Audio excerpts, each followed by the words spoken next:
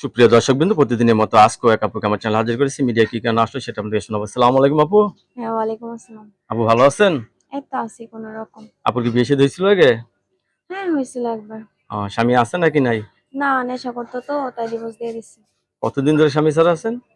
এই ৩-৪ বছর। ৩-৪ বছর ধরে স্বামী ছাড়া আছেন। হুম। আপনি কি বাবার বাড়িতে থাকেন নাকি নিজের বাড়ি ঘর না, আছে? আমি একা থাকি। নিজের বাড়ি ঘর থাকবে কারণ আমি ভাড়া থাকি। ভাড়া থাকেন না? হুম। তাহলে এখন ভাড়া কত টাকা দিচ্ছেন ঘর ভাড়া? এই তো ২,০০০ টাকা। ২,০০০ টাকা। আরো তো কারেন্ট বিল অনেক কিছু আছে না? না, কারেন্ট বিল মিলাই ২,০০০। ছেলে মেয়ে আছে আপনার? না, আচ্ছা। আপনি কি কাজ করেন? এই তো সেলাই মেশিনে কাজ করি। সেলাই মেশিন আছে ঘরে? না, নিজের নাই, আরেকজনেরটা। কেউ যদি ভালোবেসে একটা সেলাই মেশিন কিনে দেয়, অনেক ভালো হয়। অনেক উপকার হয় না? হুম। দর্শক, এই আপুর কথা করে শুনলেন। আপু কিন্তু অত্যন্ত সরল সোজা মানুষ। আপুর স্বামী নেই।